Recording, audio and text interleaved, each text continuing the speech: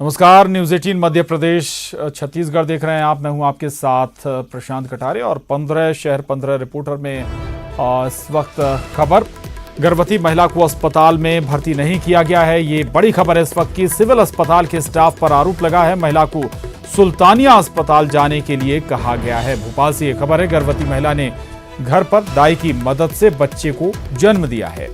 परिजनों ने डॉक्टर और कर्मचारियों पर आरोप लगाए हैं। तो ये खबर भोपाल से है, जहां पर एक गर्भवती महिला को अस्पताल में भर्ती नहीं किया गया और सिविल अस्पताल के स्टाफ ने महिला को सुल्तानिया अस्पताल जाने के लिए कह दिया। गर्भवती महिला ने इसके बाद घर पर दाई की मदद से बच्चे को जन्म दिया है। अब परिजन डॉक्टर और कर्मचारियों पर गंभीर आरोप लगा रहे हैं। तो ये मामला भोपाल का है। सिविल अस्पताल में सिविल अस्पताल में गर्भवती महिला को भर्ती नहीं किया गया। मनोज हमारे साथ जुड़ गए हैं और जानकारी के साथ। मनोज, आखिर क्यों सिविल अस्पताल से गर्भवती महिला को लौटा दिया गया? सुल्तानिया अस्पताल भेजने की बात बताई जा रही है और हालांकि इसके बाद दाई की मदद से डिलीवरी हुई है। मनोज जी बिल्कुल प्रशांत, जिस तरीके की लापरवाही सामने आई है उसका खामियाजा हो सकता था कि भुगतना पड़ता उस परिवार को, लेकिन अच्छी बात है कि घर पर डिलीवरी हुई। लेकिन जिस तरीके से, क्योंकि गांधीनगर इलाके में करीब का सिविल अस्पताल है, वहां पर डॉक्टर के साथ स्टाफ तैनात रहता है, लेकिन जब ये फैमिली वहां पर गई तो वहां पर स्टाफ ने साफ तौर से उनको इनकार कर दिया, जबकि दर्द से कराह रही थी महिला, लेकिन किसी ने नहीं सुनी। परिजन लगातार ये बोलते रहे कि डिलीवरी का अंतिम समय है और कृपया कर इन्हें भर्ती कर लो, लेकिन वहां पे स्टाफ ने एक नहीं सुनी। उसके बाद वहां से परिवार रवाना हुआ और घर आते आते जो है, जैसे ही घर पहुंची वैसे ही जो दाई रहती है उनकी मदद से ये डिलीवरी कराई गई। यदि स्टाफ चाहता तो वहां से कोई सरकारी वाहन का इंतजाम करता, एम्बुलेंस को बुला लेता, तो सुरक्षित जो है गर्भवती महिला वो अस्पताल पहुंच सकती थी, लेकिन मदद जो करनी चाहिए थी वो मदद नहीं की और वहां पर एक बड़ी लापरवाही और गैर जिम्मेदाराना रवैया जो है वहां पर स्टाफ का सामने आया। प्रशांत बिल्कुल बिल्कुल, सिविल अस्पताल के स्टाफ की ये लापरवाही है और नतीजा देखिए कि हालांकि गनीमत रही कि जो बच्चा जन्मा है वो स्वस्थ है। बहुत शुक्रिया मनोज आपका इस पूरी जानकारी के लिए, धन्यवाद। और अब रुक करेंगे 15 शहर 15 रिपोर्टर का। 99 तक पहुंच गया है। इंदौर में बढ़ते आंकड़ों के चलते शहर के कई नए इलाकों को कंटेनमेंट इलाकों में तब्दील कर दिया गया है।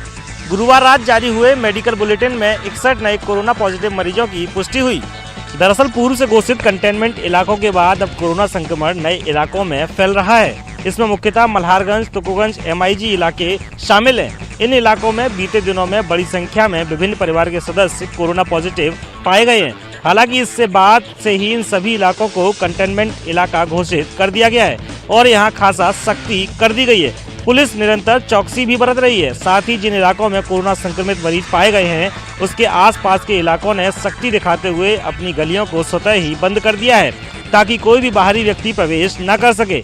जिन नए इलाकों में संक्रमण ने अपनी दस्तक दी है वहां इस बात को नोटिस किया गया कि लॉकडाउन के दौरान वहां काफी चहल पहल रहती थी।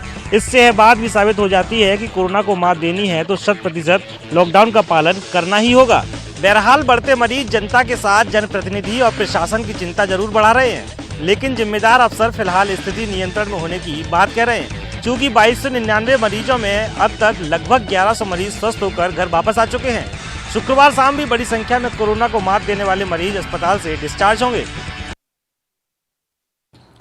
राजधानी भोपाल में कोरोना संक्रमण का ग्राफ लगातार बढ़ता जा रहा है। शहर में आज फिर 2 दर्जन से ज्यादा पॉजिटिव केस सामने आए हैं। पॉजिटिव मरीजों के घर के चारों तरफ 1 किलोमीटर के एरिया को कंटेनमेंट क्षेत्र घोषित कर दिया गया है। कलेक्टर ने इसके आदेश जारी कर दिए हैं। मध्य प्रदेश की राजधानी भोपाल में कोरोना संक्रमित लोगों के निवास स्थल के आसपास के 1 किलोमीटर एरिया को कंटेनमेंट जोन घोषित कर दिया गया है। लिए गए सैंपलों की जांच रिपोर्ट कोरोना पॉजिटिव आने के बाद जिला प्रशासन ने ये आदेश जारी किया है। इसके अनुसार 2 दिनों में मिले कोरोना पॉजिटिव व्यक्तियों के निवास स्थान को कंटेनमेंट क्षेत्र में शामिल किया गया है। कोरोना संक्रमण की रोकथाम के लिए कंटेनमेंट प्लान के तहत पूरे भोपाल को 8 जोन में बांटा गया है। इन 8 जोन में भी कार्रवाई की सुविधा के लिहाज से कुल 205 कंटेनमेंट एरिया को थाना क्षेत्र के तहत रखा गया है। भोपाल के कलेक्टर तरुण पिथोड़े ने संक्रमित पाए गए व्यक्तियों के निवास स्थल को एपिक सेंटर घोषित कर उसके आसपास के 1 किलोमीटर क्षेत्र को कंटेनमेंट क्षेत्र घोषित कर दिया है। कोरोना संक्रमण से रोकथाम के लिए कंटेनमेंट प्लान के तहत पूरे भोपाल को 8 जोनों में बांटा गया है और इन 8 जोनों में भी कार्रवाई की सुविधा की दृष्टि से कुल 205 कोरोना कंटेनमेंट एरिया को थाना क्षेत्र के तहत रखा गया है।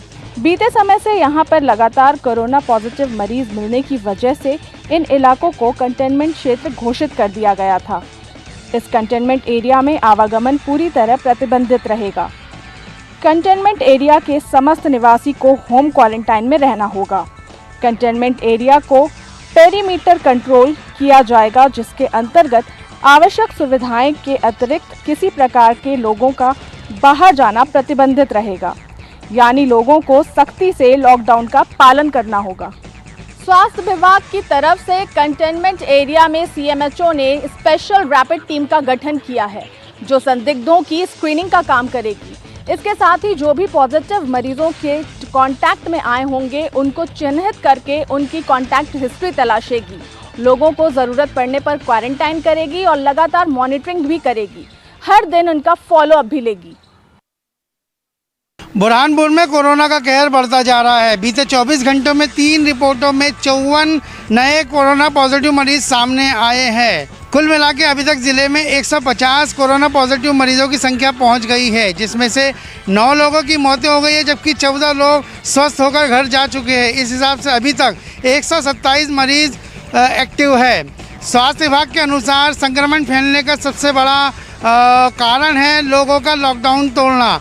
हम आपको बता दें, अकेले रास्तीपुरा में 30 मरीज कोरोना पॉजिटिव पाए गए हैं।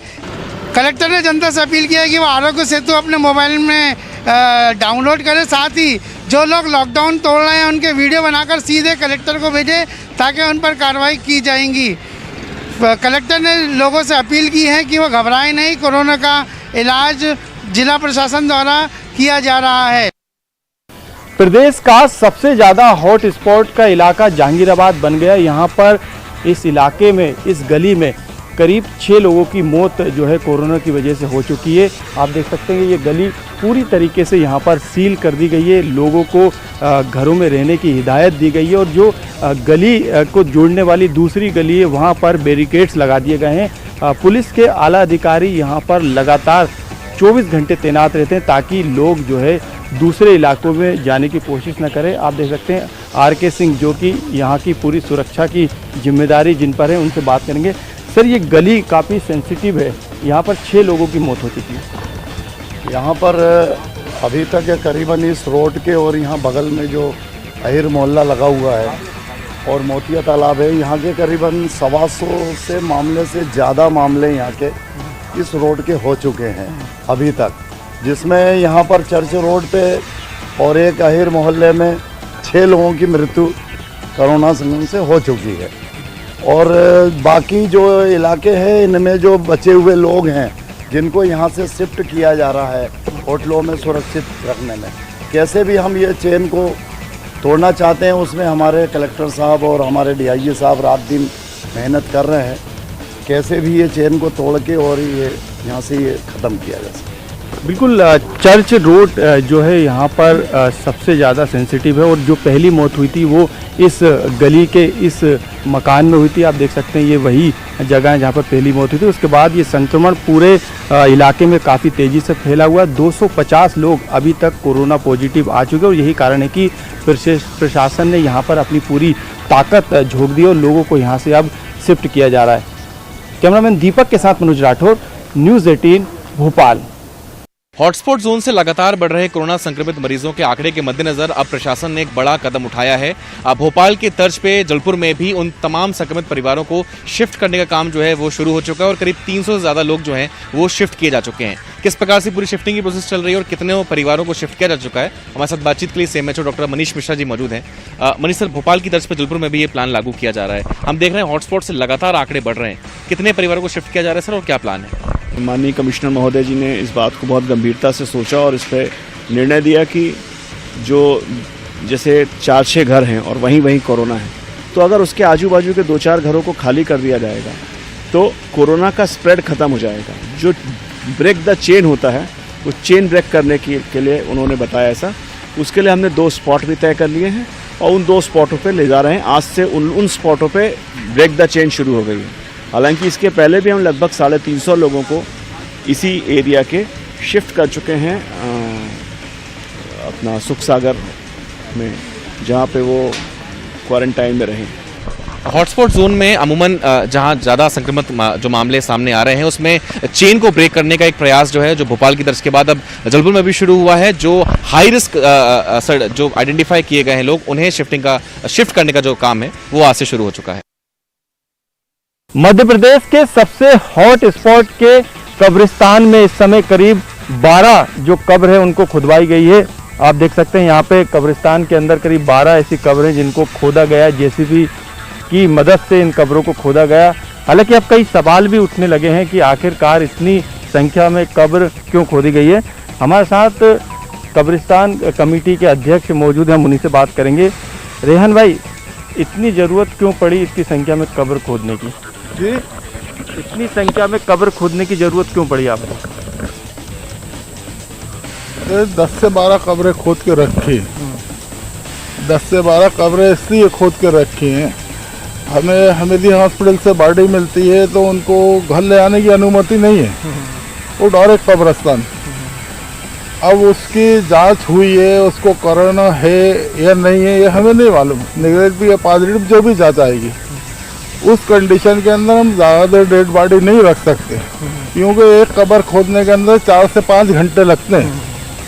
वो जब संख्या ऐसी हो जाती है 4-4 डेड बॉडियाँ आती हैं, 4-4 डेड बॉडियाँ आती हैं, 20-20, 25-25, 30-30 लोग होंगे तो यहाँ पर भीड़ इकट्ठा होगी।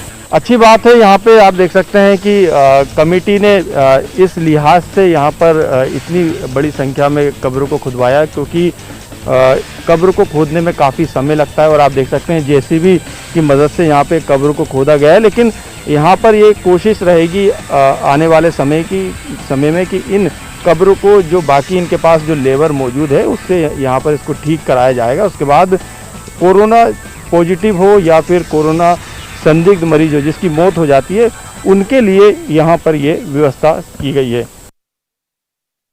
कोरोना को लेकर धार जिला प्रशासन और स्वास्थ्य विभाग पूरी तरीके से सतर्क बना हुआ है। धार में पिछले दिनों 70 मरीज ठीक होकर अपने घर लौटे थे। धार के महाजन अस्पताल से कुछ मरीज ठीक होकर अपने घर गए थे। इसके अलावा इंदौर से भी कुछ मरीज ठीक होकर आए थे जिनको अपने घर भेजा गया था। ऐसे मरीज अपने घर गए थे और इन सभी को स्वास्थ्य विभाग और जिला प्रशासन ने अपने घरों में ही रहने की हिदायत दी थी और कहा था कि अगले 15 दिनों तक ये लोग अपने घर में ही रहेंगे, किसी भी प्रकार से बाहर नहीं जाएंगे। लेकिन ऐसे लोग जो ठीक होकर अपने घरों में पहुंचे थे, ये लोग अपने घरों में रहने की बजाय बाज़ारों में घूमते दिखाई दिए। वहीं जब इसकी सूचना जिला प्रशासन को मिली तो प्रशासन भी कार्रवाई के मूड में आ गया। जिला प्रशासन, स्वास्थ्य विभाग और नगर पालिका के अमले ने ऐसे लोगों के घरों में जाकर उन पर कार्रवाई भी की है। धार के धान मंडी क्षेत्र, पट्टा चौपाटी और यहाँ के आसपास के इलाकों में जाकर स्वास्थ्य विभाग, प्रशासन और नगरपालिका की टीम ने जाकर ऐसे लोगों के घरों में ताले लगाए हैं और उन्हें घरों के अंदर कर दिया गया है। वो चाबी आस पड़ोस के लोगों को दी गई है। साथ ही कुछ लोगों की चाबियाँ जिला प्रशासन के पास भी रखी गई है और ऐसे लोगों को फिर से हिदायत दी है कि ये 15 दिनों तक इनके घर में ही रहे। हालांकि इस दौरान प्रशासन ने इनके लिए व्यवस्था भी की है। घरों में इनके लिए राशन पानी की पूरी व्यवस्था की गई है और ये पूरा मामला इस प्रकार से हुआ है। वहीं इस पूरे मामले के बाद जिला प्रशासन किसी भी तरह की लापरवाही बरतने के मूड में नहीं है और सख्त मूड में आ गया है और ऐसे लोगों के खिलाफ कार्रवाई के मूड में दिखाई दे रहा है।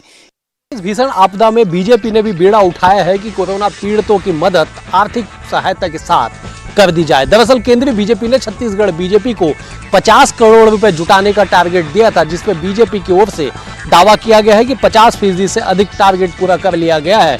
पूर्व मुख्यमंत्री और बीजेपी के राष्ट्रीय उपाध्यक्ष डॉक्टर रमन सिंह ने कहा है कि छत्तीसगढ़ बीजेपी ने अब तक 25 से 30 करोड़ रुपए का अंशदान मतलब राशि पीएम केयर में जमा करा दिया है। बाकी शेष राशि का भी इंतजाम यानी ये कहा जा सकता है कि उसकी भी जो उपलब्धता है वो जल्द ही करा दी जाएगी, क्योंकि छत्तीसगढ़ की बीजेपी ने इस बात को लेकर चिंता जताई है कि पीएम केयर में अधिक से अधिक राशि डाली जाए ताकि कोरोना पीड़ितों को इससे मदद मिले, सरकार को इसके खिलाफ लड़ने में सहायता पहुंचे। बहरहाल इस पूरे मामले को लेके पीएम केयर फंड को लेके जिस तरह से राजनीति भी चरम पे है, बताने के लिए काफी है। चाहे समय कोई भी हो, स्थिति कोई भी हो, परिस्थितियां कुछ भी हो, मगर राजनीति हर स्थिति परिस्थिति में अपना रास्ता बनाकर सामने आ ही जाती है। और यही वजह है कि कोरोना काल में भी पीएम केयर फंड और सीएम रिलीफ फंड को लेके राजनीतिक दल आमने सामने दिखाई दे रहे हैं।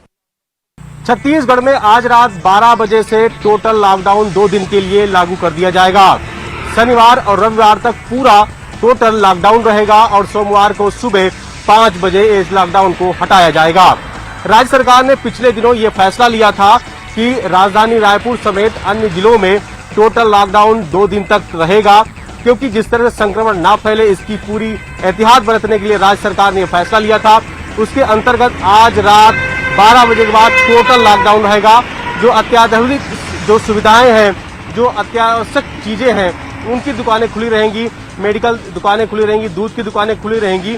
इन दुकानों को छोड़कर सारी दुकानों के कल पूरी तरह से लॉकडाउन लागू हो जाएगा और ये 2 दिन तक चलेगा। शनिवार और रविवार, सोमवार को सुबह 5 बजे ये लॉकडाउन को हटाया जाएगा। राजधानी रायपुर समेत अन्य जिलों में इसका पूरा पालन कराने के लिए राज्य सरकार ने पिछले दिनों ही निर्देश जारी किए थे और जिस तरह से ये पूरा लॉकडाउन राजधानी समेत सभी जिलों में लागू होगा तो इसके लिए जिला प्रशासन को भी सतर्क रहने के निर्देश राज्य सरकार की तरफ से दिए गए हैं।